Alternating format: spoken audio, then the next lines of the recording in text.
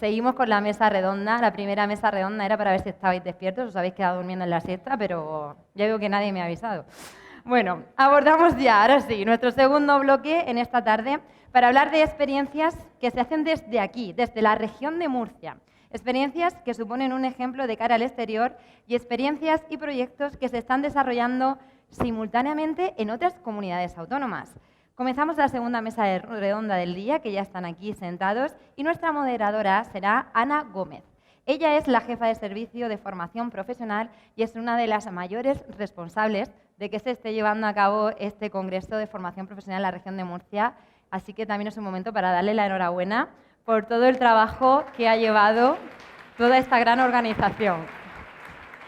Y sin más, les dejamos que comiencen. Bueno, eso no está preparado. Buenas tardes a todos de nuevo y bueno, iniciamos lo que es este bloque 2 de la tarde con esta segunda mesa redonda y para abordar la formación profesional ante el reto de la digitalización, de las tecnologías disruptivas, que son aquellas que suponen un romper el patrón que se tiene establecido para poder llevar una mejora en la vida de las personas, para hablar también del bilingüismo y para hablar del emprendimiento. Tenemos esta tarde aquí a 3 directores de 3 centros educativos de nuestra región, como son Isabel Saturno, la directora del IES Sange, Francisco Hernández, Fran, el director del Centro Integrado de Formación Profesional Carlos III de Cartagena, y María José García, que es la directora del IES Mediterráneo de Cartagena. Bien, buenas tardes a los 3. Buenas tardes. Hola. Buenas tardes. Hola. Para empezar, deciros que aprovecho que a lo largo de la mañana, en diversas intervenciones, como ha sido la del director general de Castilla y León, Agustín Sigüenza, como también lo ha hecho Olga García o como también ha sido Mónica Mosso en su maravillosa intervención, que se nos ha hecho, creo que corta, han destacado que para nuestros alumnos y alumnas de formación profesional no solamente tenemos que desarrollar competencias en ellos o enseñarles, formarlos en competencias propias de nuestros ciclos formativos, sino que también hay una serie de competencias adicionales que son el hilo conductor de esta mesa redonda que cuando la diseñamos era un poco como un pequeño cajón desastre, pero que precisamente todo lo que se ha expuesto esta mañana le ha dado sentido plenamente. ¿Por qué? Porque ese eje conductor son, por un lado, el bilingüismo, por otro lado es la tecnología aplicada como la vamos a ver ahora, la digitalización, y también las soft skills, pero específicamente destacaría 2, como son el emprendimiento y como también lo es el trabajo colaborativo, que lo vamos a ver después a través de los trabajos intercentros que han desarrollado. En concreto se lo vamos a preguntar a Isabel Saturno. Bien, para empezar vamos a iniciar esta ronda de preguntas hablando sobre las aulas de emprendimiento.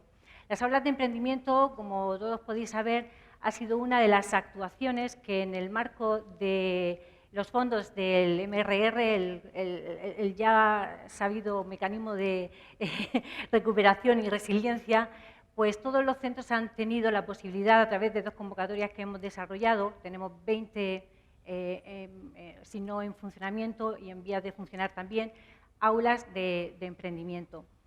En este caso, tanto Fran como Isabel se encuentran ya desarrollando esas actuaciones que han introducido, que introdujeron en su momento en el proyecto que presentaron para poder tener ese aula de emprendimiento.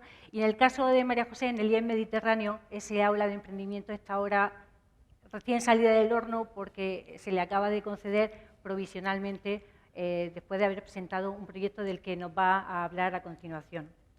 Bien, después de todo este discurso, empezamos por Isabel. ¿Qué supone para un centro educativo como el tuyo y para los alumnos específicamente contar con este tipo de proyecto? Mira, las aulas de emprendimiento como tal estamos pensando a lo mejor en un lugar físico donde tener una tarea. Nosotros en Sange, que la estamos potenciando este año, es como algo más para para que esos alumnos entiendan lo que es la importancia de la formación profesional. Tenemos que transmitirles a ellos lo importante de lo que están haciendo a través de un coordinador, que está aquí Javier, con ideas nuevas, ¿no? Ideas nuevas como cosas tan sencillas como a lo mejor un desayuno con empresarios, donde esos empresarios puedan acercarse al centro. Lo tenemos programado para el día 30, donde nuestras familias profesionales les van a contar lo que trabajamos, donde esos empresarios van a poder hablar directamente de una manera distendida en un desayuno con los compañeros de formación profesional y donde van a poder visitar nuestros talleres, porque muchas veces esa relación empresa-centro queda un poco con distancia. Entonces, en esa misma aula nosotros podemos hacer pues tareas de potenciación, ¿no? Invitar a profesionales, pues ya no del coaching, sino de que les enseñen pues a trabajar cosas diferentes, como a lo mejor todo el tema del ego, que sabes que da mucho pie para hacer equipo, para trabajar conjuntamente. Eso es lo que nos está permitiendo a nosotros, que vea el alumno que no solo se queda en su zona de confort o el profesorado de su aula, sino que el aula de emprendimiento es mucho más. Desde la perspectiva de un centro integrado de formación profesional, ¿cómo entendéis vosotros, Fran, el aula de emprendimiento? Bien, bueno, primero agradecerte, Ana, la invitación, a la Dirección General, la invitación por estar aquí, porque yo creo que al final, bueno, aquí no tenemos que vender la formación profesional, somos todos docentes creyentes, totalmente creyentes, y yo creo que siempre está bien pues, contar las experiencias, como contaban esta mañana los compañeros de Dual, que al final es lo bueno, el conocer que muchas veces trabajamos demasiado independientemente, en la línea de los trabajos colaborativos, que luego contará Isabel, yo creo que es hacia donde tenemos que ir. Y bueno, centrándome en la pregunta, bueno, yo empezaría diciendo que nuestro aula es como la de Isabel, no tenemos aula. O sea, entre otras cosas, es que no sé si nos queda en el Carlos III algún rinconcito que explotar. Eso para empezar, porque no lo tenemos. Entonces, es algo virtual. Nosotros, de hecho, el emprendimiento, como lo entiendo yo, como lo entiende el claustro del Centro Integrado de FP Carlos III, son actitudes, son herramientas, como bien decía Isabel, son herramientas que tenemos que darles a los alumnos para que se lleven en su mochila, para que cuando finalicen sus estudios sepan cómo utilizarlas. Los contenidos se los damos en el centro, los alumnos de formación profesional cada vez salen más preparados, salen formados en digamos, las capacidades profesionales de cada uno de los ciclos formativos súper preparados, pero es cierto que a lo mejor estábamos cojeando. Yo creo que precisamente esta convocatoria de aulas de emprendimiento nos permite a los centros pues digamos de alguna manera servirnos de muleta para empezar a andar, porque esto es un empezar. Estamos en la segunda convocatoria, seguro que habrá una tercera, etcétera, etcétera, de llenar en la mochila de los alumnos, llenar esa mochila con herramientas que luego ellos van a poder utilizar para expresar su talento, porque estoy convencido que y seguro que vosotros penséis igual, todos los alumnos, estamos hablando de FP, pues todos los alumnos de formación profesional, todos tienen un talento a explotar. Y todos, al final, o bien como emprendedores que van a serlo de su empresa, que sabemos que no van a ser, vamos a ser realistas, que no van a ser los más, o bien trabajando para una determinada empresa, para un jefe, puedan explotar, puedan ser personas activas.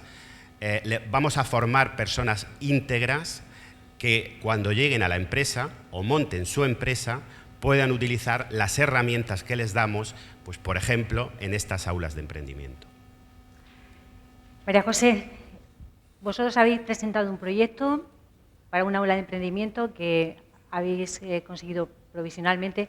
¿Cuáles son las actuaciones que habéis previsto en ese proyecto de cara a desarrollar ese aula de emprendimiento? Bueno, pues en nuestro centro lo primero decir que el proyecto que se ha presentado ha sido por parte de la familia profesional de actividades físicas y deportivas.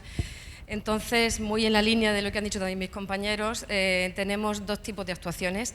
La primera actuación sería una serie de talleres que van dirigidos a poder cubrir un nicho de mercado que es tan cambiante como es el mundo de la actividad física y que se puede concretar, por ejemplo, en talleres de formación en parque aéreo, en pilates, reforme, en CrossFit.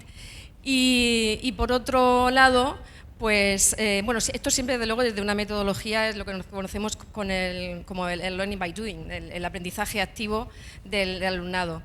Y la otra vertiente que tenemos son las charlas, las ponencias, para meterlos en el mundo empresarial a nuestros alumnos. Nosotros hemos intentado buscar ponentes que han sido antiguos alumnos nuestros, alumnos que han hecho esa formación profesional y que ahora tienen una empresa o se dedican a tareas de emprendimiento. Entonces, eso le da un doble valor a estas charlas, porque estos alumnos se ven reflejados en ellos, ven cómo pueden ser ellos en un futuro gracias a esa información que le van a dar esos ponentes.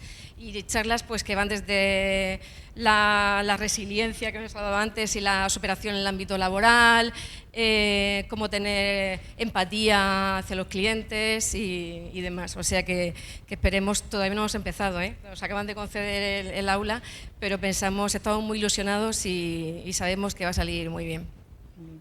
Isabel, en su primera intervención, nos ha dado un abanico de todas las actuaciones que viene desarrollando en ese aula de emprendimiento. Fran, ¿nos quieres destacar alguna, además de la que desarrollaste ayer, que es ese primer festival de la innovación y del emprendimiento del Centro Integrado Carlos III, con unos estupendos resultados, de los que nos puedes hablar ahora? Pero aparte de esa acción tan importante que creo que es la fundamental, la básica y la reina de esas actuaciones, ¿vais a desarrollar o habéis desarrollado ya alguna en el contexto de ese aula de emprendimiento? Bueno, ¿se me oye? Sí, ahora sí. Lo primero, después de lo de ayer no nos queda dinero para quien lo tenga que oír. Entonces, pero bueno, sí que quería destacar, bueno, ayer yo creo que todo el mundo lo conoce, no es posible que no lo haya conocido, porque no es por nada, sino que ayer realizamos la actividad central, como bien dice Sana, es el primer festival, primer Innova y Emprende Fest, primer festival de la innovación y emprendimiento, que ha sido el eje de... Veo cabezas que no, porque no habéis visto las redes sociales. No, perdón, nada. Digo, ha sido el eje o el evento eje en nuestro aula de emprendimiento. Fue ayer un evento que montamos con muchísima ilusión por parte de todos los docentes del Carlos III, docentes y alumnos, porque al final una de las cosas que tenemos que destacar, y lo están diciendo también mis compañeras, es que todas las actividades que celebramos ayer, más de 70 actividades en una mañana, iban dirigidas y muchas participaban los alumnos, pero muy importante, dirigidas a los alumnos, porque al final todo lo que hacemos y todo lo que estamos haciendo con estas aulas de emprendimiento, no nos olvidemos que tiene que ir dirigido a los alumnos, incluso la formación del profesorado. En esas actividades lo que hicimos fue, aunque creo que aquí me estoy adelantando, pero bueno, luego me encauzo por otro lado, lo que hicimos fue unir todo el ecosistema dentro del emprendimiento, que creo que es lo que debemos hacer. Hemos hablado aquí de talleres, de charlas, pero yo creo que no nos tenemos que olvidar, y os invito a que entréis en la página web del centro, donde está enlazada la web del evento, donde tenemos ahí un manifiesto de tribu que quiero aquí ensalzar, porque creo que tenemos que trabajar como una tribu. Pero tenemos que trabajar como una tribu desde la administración, cooperativamente digo, la administración educativa, las organizaciones empresariales, las empresas, los emprendedores, los profesores y los alumnos, que al final es hacia donde tienen que ir dirigidas todas las acciones. Y en el evento que hicimos ayer se iluminaron todos, o se juntaron todos los astros, como dice una compañera mía, para otro proyecto, pero eso es otra historia, se juntaron ayer y el éxito fue porque hablaban empresarios, emprendedores, como dice José, emprendedores que eran antiguos alumnos de formación profesional, que mostraron ya no sus éxitos, porque los éxitos estaba claro, porque estaban allí, sino la cantidad de tropiezos que han ido teniendo a lo largo de los años y que los han llevado a estar donde están. Yo creo que eso tiene muchísimo más valor que contarle a los chicos pues que soy un Elon Musk de la vida, que he nacido rico y pues tengo todo el dinero con Tesla, etcétera, etcétera. Entonces, al final, ese evento resulta que ha enlazado pues, lo que yo creo que tenemos que seguir haciendo. Perdón, y me he dejado una cosa, es que también participaron otros centros que pudieron asistir allí al evento con alumnos de formación profesional de toda la región de Murcia. La colaboración entre los centros yo creo que es fundamental, la colaboración con el resto de entidades también, pero no podemos trabajar de forma o como entes independientes. Yo creo que sé que cuesta mucho trabajo, sé que cuesta trabajo juntar a un equipo en un centro para que trabaje colaborativamente, pero yo creo que los centros educativos tenemos casuísticas muy parecidas y si no las tenemos casi mejor, porque al final se van a generar sinergias mucho mejores y tenemos que trabajar colaborativamente. En cuanto a los eventos que tenemos dispuestos, no te los puedo decir porque es un secreto, lo siento, pero tendréis noticias pronto todos. Insisto, no tengo dinero, pero bueno, seguro que se nos ocurre algo y algo tenemos en mente. Luego nos lo cuentas off the record. Muy chulo en lo que vais a poder participar todo aquel profesor de formación profesional que quiera participar. Muy bien. Isabel, para garantizar el éxito del aula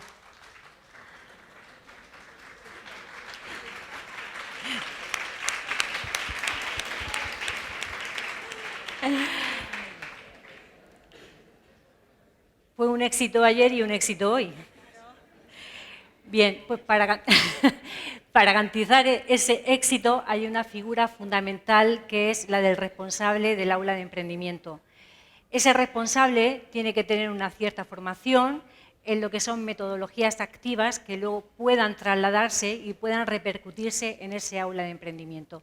¿Qué tipo de formación ha recibido ese responsable del aula de emprendimiento en tu centro, Isabel? Y si no la ha recibido, va a recibir. Sí. Pues el responsable del aula de emprendimiento en nuestro centro es un compañero de FOL, que ellos, sabes, que sirven igual para un roto o para un descosío, ¿no? Y lo bueno que tiene esa figura es que es una figura cercana que junto con nuestro jefe de estudios pues está dinamizando a los compañeros de formación profesional, que son los que te pueden dar las ideas de hacia dónde quieren que vayan. Cuando tú reúnes a los compañeros con una cierta ánimo de que además hay fondos, de que podemos hacer cosas diferentes, la gente te aporta ideas. Porque sí surge el tema del desayuno, el tema de hacer pues roll-up a lo mejor específico para todas las enseñanzas de formación profesional, pero es que además te proponen esas visitas con empresarios que ellos ya están pensando en qué tipo de alumno es, porque a veces también desde formación profesional tenemos que enseñar lo que es la frustración y que las cosas no siempre salen. Y ese contacto que hay entre alumno, empresa, antiguo alumno. Mira, todos los que estamos aquí queremos la formación profesional, muchos hemos trabajado en formación profesional, seguimos en ella y tenemos que creérnoslo nosotros para transmitirlo. Yo creo que mi coordinador de formación profesional de este aula de emprendimiento está convencido y a veces tiene que creérselo un poco más, ahora que me oye, en el sentido de que puede conseguir de sus compañeros lo que queremos pretender, y es que los alumnos se sientan partícipes de algo por encima del currículum oficial que tienen que cursar. Muy bien. En tu caso, Fran, la formación que le habéis proporcionado o que habéis programado para ese responsable de aula. Bueno, nosotros tenemos la suerte que el coordinador del aula de emprendimiento es el que nos está formando a nosotros, porque tiene un alto conocimiento en cuanto a esto. Aún así, sí que está realizando algún curso del CPR, si no me equivoco, que hay por ahí una formación. Y bueno, hay otros profesores que también están participando de esa formación. Al final, quería decir que una de las cosas que yo creo que tienen que hacer esos coordinadores, y yo creo que tenemos que hacer casi todos, es un curso de gestión del tiempo, porque no tenemos tiempo para nada. Entonces, hay que sacar tiempo para todo esto, hay que sacar tiempo. Es muy difícil, pero al final, como dice Isabel, se saca. Y la generosidad, y ya pues desde aquí felicito ahí, aparte de mi claustro que ha iniciado un aplauso, la generosidad de los profesores, de los docentes de formación profesional con su tiempo, es necesaria, porque insisto, que con tiempo surgen las ideas, con la colaboración de los compañeros surgen las ideas, y lo que no se le ocurre a uno se le ocurre a otro, y si además en ese abanico metemos alumnos, metemos a emprendedores, etcétera, etcétera, pues hace que esas necesidades de formación por las que me preguntas surjan y se puedan realizar. Muy bien. María José, ¿qué consideras que necesita un centro para decidirse a solicitar en una convocatoria un aula de emprendimiento? Bueno, pues sobre todo lo que necesita es profesorado que esté motivado para hacerlo. Yo, desde luego, doy por hecho que cualquier equipo directivo va a apoyar este tipo de iniciativas, pero lo que tenemos que pensar es en nuestros alumnos. Esto les va a abrir un futuro a nuestros alumnos que se sale más allá del currículum. Tenemos que crear la necesidad de innovar, esa necesidad en nuestro profesorado, de salirnos, de no dar solamente lo que es la clase, lo que viene puesto en los libros, sino algo más. Ese plus que van a tener nuestros alumnos, que les va a permitir incorporarse a un mercado laboral en unas condiciones mucho mejor que si no tuvieran esta formación en emprendimiento. Y sobre todo, ahora mismo, estas charlas que estamos dando, yo creo que también van a venir muy bien para que el resto de centros se animen a pedir el aula de emprendimiento. O sea que yo creo que esto es uno de los puntos para que todos los que no hayáis pedido, por favor, pedirlo porque merece la pena, ¿eh? Ya cualquier familia profesional, da igual lo que sea, tiene cabida en cualquier tipo de formación profesional. Y sobre todo porque ese trabajo colaborativo del que estamos hablando puede hacer que aulas de emprendimiento, centros que quieran solicitarlo, se puedan apoyar en vosotros, en las acciones que habéis desarrollado, sino las mismas, algunas similares, adaptadas a la realidad de su centro, que puedan tener un valor añadido y un provecho importante. Hay una broma, Ana, hay una broma que la voy a usar de mi coordinador, que también estas aulas llevan una dotación económica y a mi coordinador le gusta decir, pedid lo que pago yo. Entonces, animaros, que yo sé que las penas con pan son menos penas y siempre nos estamos quejando que nos falta financiación. Fran lo ha dicho, yo lo repito, que a veces nos falta financiación, pero también a veces hay que reinventarse en este tipo de convocatorias que vienen compartidas, Ministerio, Consejería, para poder financiar al centro en cosas que de otra manera no podríamos. Entonces, eso es lo que nosotros queremos transmitir para que se solicite ese tipo de proyectos que nos proponéis. Para cerrar este bloque de emprendimiento, hablar de emprendimiento no es una novedad en nuestra región, no es una novedad en nuestro centro, no es algo que venga nuevo de estas convocatorias de aula de emprendimiento, sino que vosotros ya habéis venido trabajando en emprendimiento con anterioridad a esa convocatoria, con anterioridad a ese importe que estaba comentando Isabel. Por ejemplo, Fran, vosotros que sois muy activos en emprendimiento, ¿qué tipo de actuaciones habéis desarrollado con anterioridad a estas convocatorias, por ejemplo?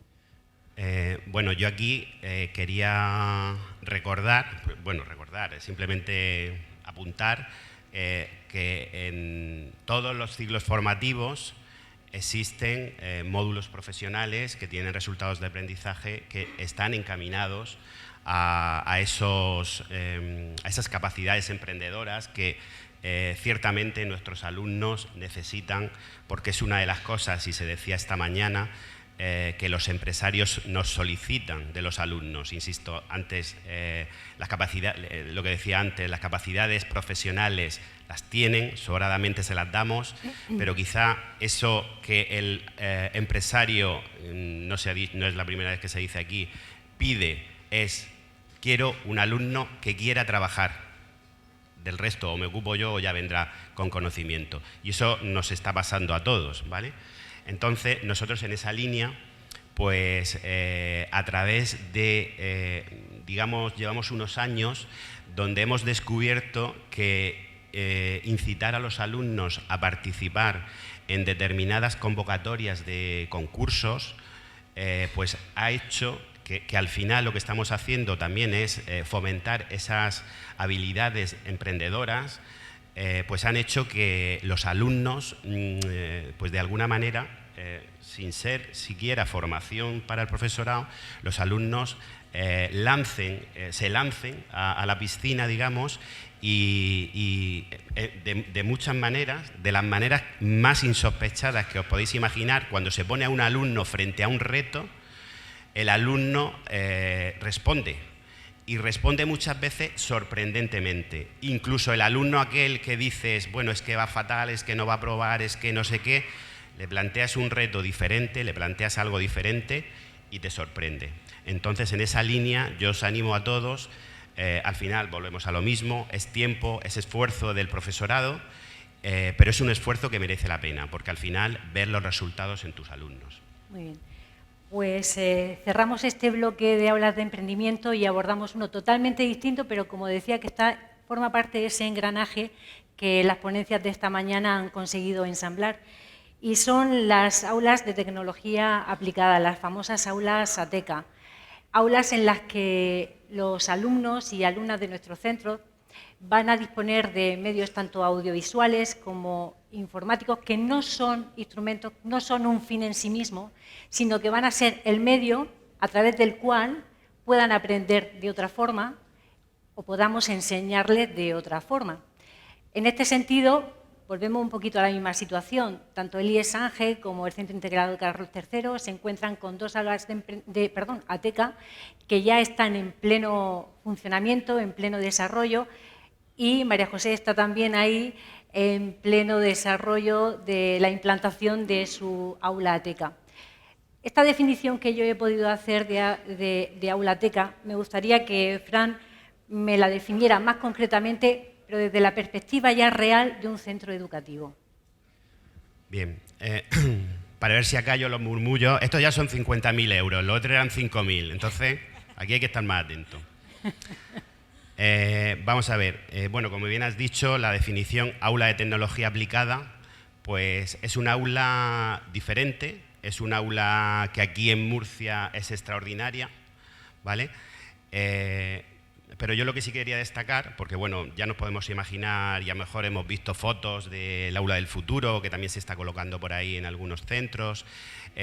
Son aulas ciertamente que merecen la pena, eso ya por supuesto no cabe otra cosa que decir, pero yo quería destacar que toda esa tecnología la tenemos que utilizar como herramienta para nuestros alumnos. No es el fin, la tecnología que tenemos ahí. Tenemos un aula en el centro y todo el mundo quiere entrar al aula, o sea, de hecho ya este año hemos tenido que hacer ahí una planificación de calendario porque es una locura, porque el aula además de usarse con la tecnología extraordinaria, porque no está en otras aulas que tenemos en ella, pues es un aula con espacios flexibles, con mobiliario flexible. Entonces, claro, pues como decía una compañera hoy comiendo, sacar a los alumnos muchas veces de su espacio habitual para asentarlos y que tengan que, aunque solo sea, vamos a trabajar colaborativamente un determinado reto, un determinado proyecto, pues nos los llevamos al aula ATECA y aunque no utilicen ningún tipo de tecnología, ya es mucho, ya es mucho. Si además sumamos a que podemos usar una impresora 3D, una pantalla, un monitor interactivo gigante, un escáner 3D, un plotter, un estudio fotográfico. Me está chafando la siguiente pregunta. Perdón, pero va igual. Tengo para más, ahora no te preocupes. En fin, es algo que merece la pena. No, simplemente era una broma. Simplemente quería preguntar, Isabel, está hablando él de instrumentos para enseñar de otra manera, que sean una herramienta, no un fin en sí mismo, como hemos dicho, y lo que te quería preguntar precisamente era eso. ¿Qué tecnología específica podemos encontrar en un aula de estas características? Pues mira, la disposición de mobiliario, aunque no sea la tecnología que nos estamos imaginando, ya ayuda mucho. O sea, ya es otro mobiliario para trabajar en grupo, para trabajar individualmente, para Nosotros instalamos pantallas con cámara 360, tenemos escáneres 3D con impresoras 3D, 2 gafas de realidad virtual con plataformas que hemos estado buscando todos los centros para que sea el soporte, para que puedan simular pues, los trabajos en altura. Nosotros en las especialidades, por ejemplo, que tenemos de electricidad, hay veces que tienen que hacer instalaciones y todos esos cursos nos costaba muchísimo con el servicio de prevención, pues ya hay plataformas que te dan ese soporte para que lo utilicen. Claro, nos pilla a todos, ¿verdad?, un poco con el pie cambiado de cómo lo vamos a utilizar. Pues mira, los primeros días de septiembre el profesorado estuvo haciendo un curso de formación, lo cual agradezco a NEU y al CPR que lo pudieran organizar para todos los que pudieron. Y mi esperanza es que toda esa tecnología que a veces nos da un poco de pudor o vértigo ir con los alumnos a utilizarla, porque nos tenemos que formar, en este adelanto que se ha hecho de las evaluaciones, que a todos nos ha pillado un poco, que no sabíamos por qué, yo veo una oportunidad y veo la oportunidad de que puedan tener tiempo suficiente el profesorado para crear contenidos para esas aulas. Entonces, es tanta la oportunidad que hemos tenido de invertir en tecnologías nuevas como es las gafas 3D y la realidad virtual, que creo que en ese tiempo del último trimestre todavía sacaremos más partido. Desde luego, la llamada que yo recibí, recuerdo que fue un 26 de julio, Aulateca sí, Aulateca no, digo, pero Aulateca ¿qué es? Y nada más que oí las primeras palabras, la dotación y en lo que suponía, dije sí. Y ahí en esos 3 días, en los primeros días de septiembre, estuvimos trabajando el equipo directivo por tener ese aulateca. No digáis que no por el vértigo, porque no tengo espacio, porque no. Es una oportunidad diferente para el alumnado para que pueda de verdad plantear ese trabajo que a veces no les permitimos en nuestro aula cotidiana, el aula taller, el aula de soldadura. Es la oportunidad. Bien, María José, tú estás plenamente inmersa ahora en ese montaje de Aulateca. ¿Qué hace que os decidáis a contar con ella y además en qué fase del proceso os encontráis? También quisiera que me contaras, porque os habéis apoyado en los centros que ya la tenían implantada, que fueron los conejillos de Indias, y somos testigos de que realmente fue un proceso un poquito duro en su inicio. Bueno, pues en nuestro caso, igual que Isabel, cuando nos consultaron si queríamos el Aulateca o no, no fue una decisión fácil porque nuestro centro, supongo que como la mayoría de los centros aquí, pues adolece de falta de espacios. Entonces, suponía el convertir 2 aulas en un aula solo. Pero nosotros primamos a la hora de tomar esa decisión en las ventajas que iban a tener nuestro alumnado para complementar su perfil de técnico con unos conocimientos informáticos y tecnológicos que le vendría muy bien luego a la hora de una búsqueda de empleo. Entonces eso fue lo que nos hizo decidirnos. Ahora mismo el aula está ya lo que es la obra hecha. Hemos instalado también un tabique que divide el espacio en 2, por si tenemos que hacer 2 actividades. El mobiliario que él comentaba anteriormente Isabel también lo tenemos, es mobiliario que favorece la metodología activa y de participación. Y nos falta solamente poder comprar todo lo que es el equipamiento informático. Las gafas sí las tenemos, nos falta la impresora, nos falta la cámara 360 grados y demás, pero eso en breve, antes de que termine el año, lo tenemos que tener ya terminado y el aula funcionando. Y con respecto a lo que has dicho de los compañeros, pues sí, la verdad es que tengo que agradecer a... Es que este sillón tiene vida propia, ¿eh? No paro de ir para allá. Tengo que agradecer a los compañeros de la zona, al Centro Integrado Carlos III, al Esperides, que está Antonio también por ahí, y al Politécnico, que tengo aquí a Rosa, porque nos abrieron las puertas de sus centros, enseñándonos sus aulas, contándonos todo, en qué podían haber podido mejorar ellos lo que hicieron, nos asesoraron desde la tabiquería móvil, de los carteles, para poner en el aula, qué cámara era la que tenía mejor definición, no compréis esta porque la otra es mejor. O sea, desde su propia experiencia, pues digamos que nos encontramos el trabajo ya prácticamente hecho. Fue un camino muy fácil, porque además contábamos con 3 centros tan importantes y tan potentes en formación profesional que nos lo dieron todo hecho y la verdad se lo queremos agradecer, porque ha sido mucho más fácil que si hubiéramos empezado de cero como fue su caso. para finalizar este bloque, a modo de colofón, ¿qué esperáis que suponga el aula TECA en vuestro centro? Porque tenéis familias profesionales muy dispares, muy diversas, actividades físicas y deportivas, servicios socioculturales y a la comunidad, informática y comunicaciones, ahí lo tienen más fácil, Fran, química industrial, soldadura, es decir, ¿cómo se aplica una aula TECA en especialidades, en familias, en ciclos que son tan dispares? Bueno, empiezo yo si quieres. No solo informática, administración y comercio. O sea, nosotros lo que queremos es que el aula TECA, y así ya la estamos... bueno, no ha hecho falta venderla, iba a decir, la estamos vendiendo a los compañeros, no ha hecho falta venderla porque, ya digo, se vende sola. Al final lo que queremos es que los trabajos que realicen docentes y alumnos de las 3 familias profesionales puedan ir encaminados a, primero, usar la herramienta como medio, como decía antes, y las 3 familias profesionales están encontrando vías y retos para trabajar con ella. Ya digo, a lo mejor la informática, por todo el material que estamos hablando aquí, puede ser la que pensemos inicialmente que tiene más visibilidad o más trabajo ahí, pero ya digo que no. Cualquier familia profesional, si nos ponemos a buscar un poquito o a bucear incluso por internet, hay ya ejemplos, no tenemos que inventar la pólvora. Si hay ejemplos de buenas prácticas, yo creo que lo que tenemos que hacer es cogerlos y mejorarlos en nuestros centros. Pero yo también quiero, lo decía José ahora mismo, yo quiero decir que el aula TECA tiene que servirnos también para mejorar y ser una mejora en las estrategias de enseñanza, en el uso de las metodologías activas, llamémosle trabajo por retos, trabajo por proyectos, llamémosle como queramos.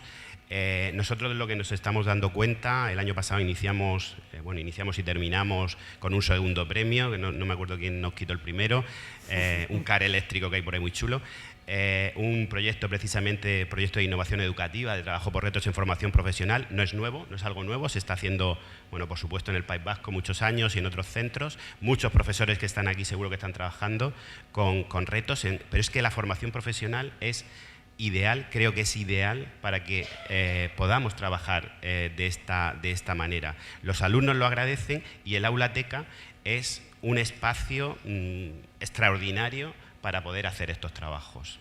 Bien. Pues vamos a pasar a hablar de bilingüismo. El bilingüismo estamos viendo que está llegando a la formación profesional para quedarse, y el por qué lo hemos visto esta mañana precisamente. Las empresas de nuestro entorno necesitan internacionalizarse y están demandando trabajadores, trabajadoras, alumnos nuestros, alumnas, que estén formados en idiomas. En este caso, tanto María José como Fran tenéis la modalidad bilingüe en algunas de vuestras enseñanzas. Fran, para centrar en qué consiste el bilingüismo en nuestra comunidad profesional, ¿qué diferencia en la formación profesional de nuestra región, perdón? ¿Qué diferencia hay entre ofertar un ciclo formativo bajo la modalidad bilingüe y bajo la modalidad ordinaria? Bueno, corroborar que efectivamente, como dices, Ana, la oferta bilingüe debe ir a más porque es un plus, está claro. Nosotros tenemos 5 ciclos bilingües de las familias profesionales de Administración y de Comercio. Hay una convocatoria de la Dirección General de Formación Profesional allá por marzo, si no me equivoco, sí, en la que hay que participar. Se puede participar con aquellos ciclos formativos en los que primero y segundo haya un módulo de inglés. Por eso no tenemos informática todavía, pero creo que eso lo vamos a solucionar pronto.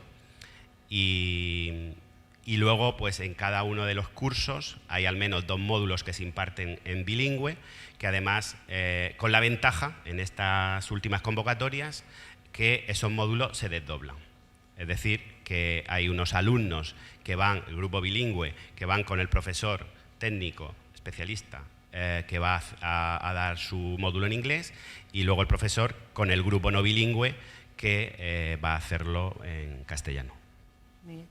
María José, vamos a hablar de lo que son los destinatarios de estas enseñanzas bilingües. ¿Crees realmente que los alumnos y las alumnas de nuestros centros, de nuestros ciclos formativos, son conscientes de la importancia que supone estar formados en idiomas en sus ciclos formativos?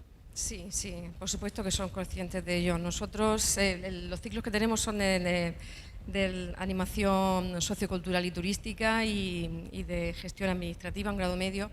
Los alumnos que están cursando bilingüe lo han cogido por algo. Saben que en la zona, sobre todo en la zona que estamos, que vive principalmente del turismo, ese ciclo de animación sociocultural y turística van a trabajar con turistas, van a trabajar con empresas que van a trabajar con turistas y van a necesitar el idioma. O sea, ellos son conscientes de la necesidad de hablar ese idioma. La semana pasada una empresa vino buscando un educador infantil, un técnico en educación infantil. Tenemos muchas alumnas, sobre todo, porque la mayoría son chicas, que han terminado el ciclo con unos expedientes brillantísimos, pero además nos pedía que esa alumna supiera inglés. Entonces, claro, ahí ya se reduce, porque como no lo han hecho en bilingüe, pues se reduce mucho el número de alumnos que pueden optar a esa oferta de empleo. ¿Y qué es lo primero que hacemos? Pues decírselo a ellos. Que sepáis que están viniendo las empresas, nos están pidiendo que los técnicos además sepan inglés, y además es que no van a pedir títulos, van a hacer la entrevista en inglés, o sea, es que tenéis que formar, porque eso es una realidad de hoy en día y es indispensable el poder saber idiomas. Otra cosa más, también, por ejemplo, en nuestro centro, que tenemos los programas Erasmus para alumnado de grado medio, grado superior y alumnado que ya se ha graduado, que ha terminado ya recién titulados, pues son programas que tienen mucha demanda. Entonces, uno de los criterios a la hora de poder seleccionar al alumnado que va a hacer esos programas es qué conocimiento tiene de inglés. O sea, que por todos lados le está llegando la información de que el futuro será el técnico que haga un curso que es bilingüe. Es la misma formación, pero tiene ese plus de abrirte más el mercado laboral. Esta es una opinión que yo te pido a ti y que puede ser de un gran valor para nosotros. Es cierto que todas las familias profesionales deberían tener implantado el bilingüismo. Pero ¿tú consideras, Fran, que, lógicamente, ante los recursos limitados, hay algunas que sean especialmente prioritarias? Bueno, dentro de, como bien dices, creo que al final todas deben serlo, o debe haber una oferta. Yo creo que eso al final tiene que ir muy de la mano de los centros y de la situación en la que se encuentran. Porque, bueno, pues no sé, no es lo mismo un centro que pueda estar en la costa y que ofrezca estudios de formación profesional encaminados al turismo, como puede ser el Centro de Hostelería y Turismo, que yo que sé, que un centro que está en Jumilla y de ese mismo ciclo. A lo mejor no es lo mismo, no lo sé. Lo que sí es verdad es que es un plus. Al final, los centros educativos yo creo que tendremos que tener, y no quiero dar ideas, bueno, nosotros lo tenemos, un plan de internacionalización. O sea, tenemos que ir a la internacionalización. No necesariamente tenemos que tener grandes planes, pero yo creo que si estratégicamente tenemos esa planificación, al final los alumnos lo van a ver, lo conocen. Pues si tenemos un Erasmus de grado medio, Erasmus de grado superior y luego además movilidades de personal y luego un K2, ahora tenemos alumnos nosotros, o sea, profes que estamos coordinando un K2 y están en Turquía con los socios turcos, eso al final es que repercute en los alumnos lo ven, los alumnos ven que eso les va a dar posibilidades, como dice José, les va a dar posibilidades, les va a ampliar abanico de posibilidades de trabajo. Eso es para todas las familias profesionales, por la pregunta que me hacías. Entonces, lo que sí es cierto que a lo mejor, por la prioridad de familias profesionales, pues quizá ahí cada centro, dependiendo de las enseñanzas que ofrece y el enclave geográfico que tiene, pues puede ofertar unas u otras. Perfecto. María José, como cualquier proyecto no está exento de dificultades.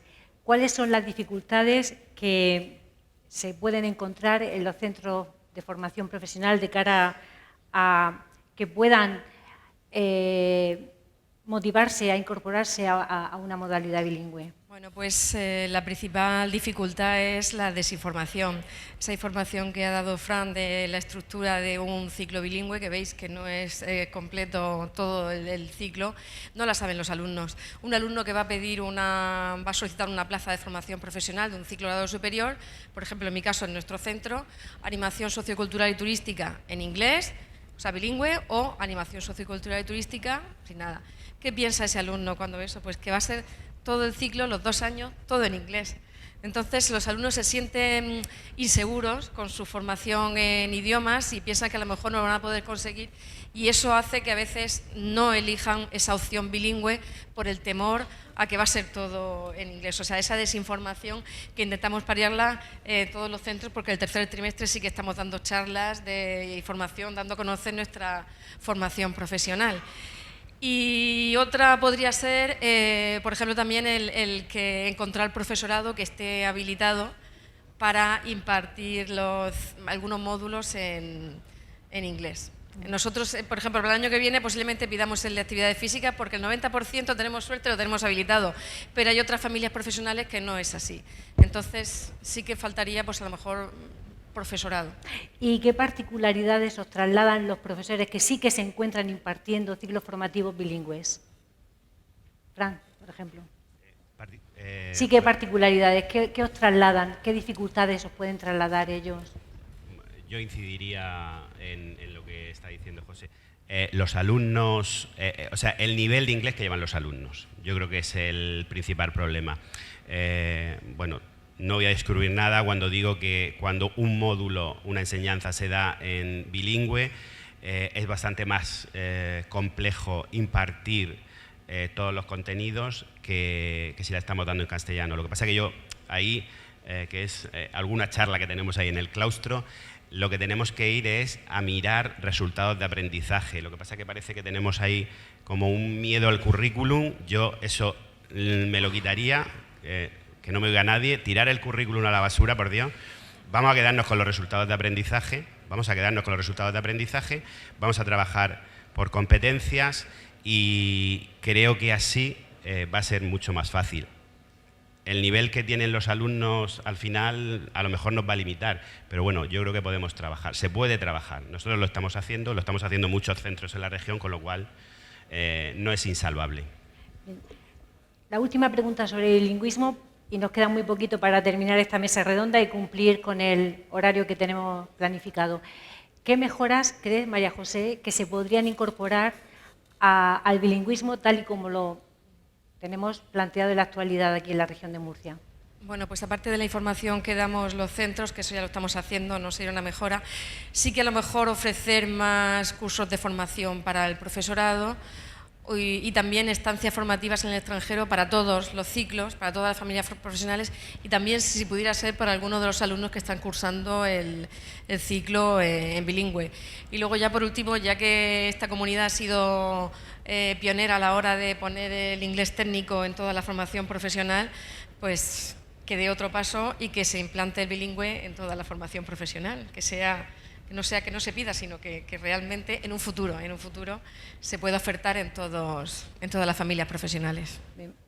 Pues lo hemos dejado para el final, pero no porque sea menos importante, todo lo que son los proyectos colaborativos, en los que participan varios centros que desde su especialización abordan un proyecto común, un reto común.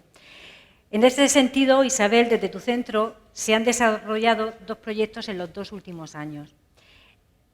Siempre en el seno de lo que son las ayudas Dualiza, en las que ahora seguro que habéis presentado algo para la 6ª convocatoria, seguro, pero en la 4ª edición de la convocatoria vosotros conseguisteis construir un buque a escala y un depósito en acero inoxidable con capacidad para 1.500 litros con el fin de realizar pruebas de estabilidad. Lo siento, lo he tenido que leer.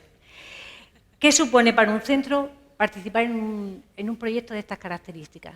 Mira, principalmente lo que supone es ilusión en el alumnado y en el profesorado, y eso es importantísimo. compañeros del centro Hespérides pues impartían un módulo que lo daban muy teórico, y sabéis que los alumnos de formación profesional son muy prácticos, y en conversaciones tanto del profesorado como de los equipos directivos, de Antonio y yo, pues se gestionó la idea de poder hacer ese proyecto en real. Si miráis nuestras redes sociales, pues ellos simularon lo que era el atraque de esos buques, los buques los imprimieron en 3D, y sobre todo en colaboración la familia de fabricación mecánica y de electricidad pudieron poner unos sensores para ver cómo iban las cargas y poder hacer los cálculos y luego comprobarlo en la realidad. Pues todo eso implementado en una app del móvil, pues claro, al alumno le hace ver la realidad de lo que es posible hacer desde varios centros. Entonces, ese camino que ya habíamos andado anteriormente, porque también le hicimos al Centro Hespérides una campana de buceo desde fabricación mecánica con un proyecto que no pudo ser certificado, pero sí que las campanas de buceo tienen un valor inmenso a la hora de afrontarlo un centro. Lo pudo fabricar nuestro centro para el Centro Hespérides, y así esos alumnos sí que hacen esas prácticas de soldadura, no a 50 metros, quizá a 10, pero también pudimos colaborar con el Centro Hespérides para darle una oportunidad con menos fondos de los que deberían para que esos alumnos hicieran las prácticas en real. Imaginaos ese momento de convivencia donde unos alumnos le ceden a otros ese trabajo que ellos han hecho, y que ven que ya no es solo hacer prácticas de soldadura o de cualquier trabajo y dejar esa pieza ahí en un cajón, sino que la pieza que estás construyendo la van a usar otros compañeros de otro ciclo para hacer unas prácticas que les resulta imprescindible. Ese es el camino al que debemos ir. Pero no os quedáis ahí, participáis en una 5ª edición donde construís el autogiro, puesto que en el año 2023 se cumple el centenario del mismo. Partís de un bagaje positivo, de un balance positivo con la 4ª edición, pero obviamente no todo es positivo. Quiero decir, ¿a qué dificultades os enfrentáis cuando estáis trabajando en un proyecto colaborativo de estas características? Mira, la primera dificultad es cuando te viene un compañero a hacerte un planteamiento de ese tipo. Yo a los equipos directivos en los que algunas veces les doy cursos de formación siempre les transmito que cuando un compañero va a plantearte un proyecto, a mí me dicen, eres la de sí a todo, pero no es sí a todo a lo loco, sino cuando un compañero pega el paso de pararte en el pasillo, acercarse a tu despacho a decirte, oye jefa, ¿y si hacemos este tema? En ese momento te empieza a dar un vértigo que dice, madre mía, madre mía, madre mía, qué lío nos vamos a meter. Pero dices, si es que ya lo lleva pensado, lo ha hablado con su departamento, te lo ha propuesto, y aquí está José Antonio Lucas, que fue el que tuvo la idea esa genial, porque tenía el contacto, sabía que podíamos acceder a esos planos, y entonces nos lo plantea. Y en el último encuentro con empresarios, pues claro, nos visitan los jefes, y a los jefes se les pide una cita.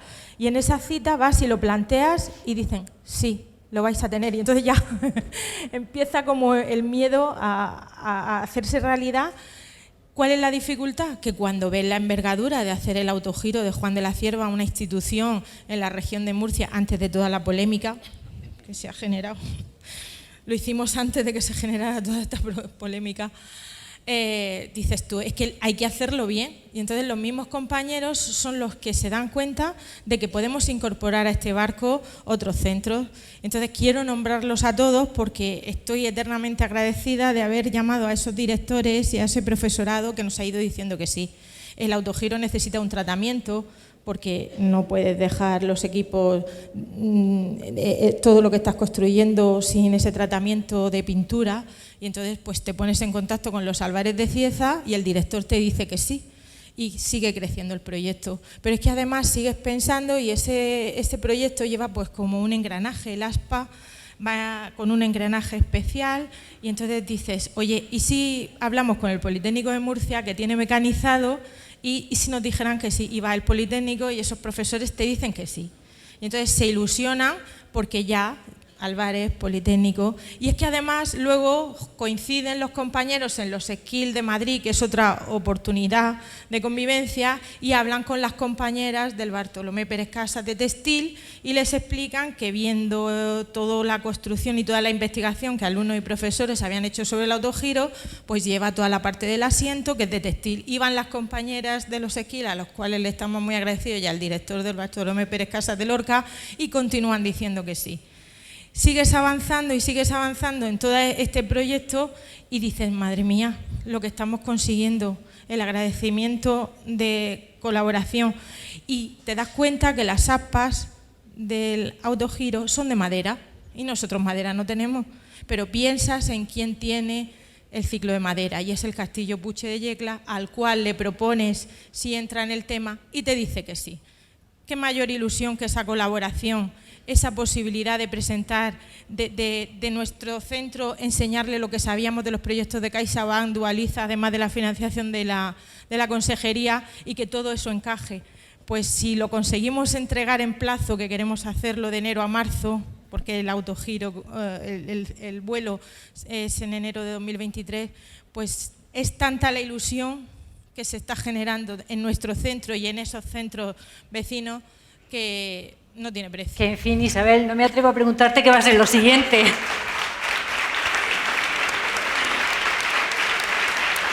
Bueno, para terminar con la mesa redonda, al principio hablaba de que hay que creer, hablaba Fran de que somos creyentes. Y yo primero agradeceros que estéis aquí, agradecer vuestro entusiasmo, que es el entusiasmo de todos, y pediros que sigáis teniendo fe. Muchas gracias. Gracias a vosotros. Gracias, Claudio.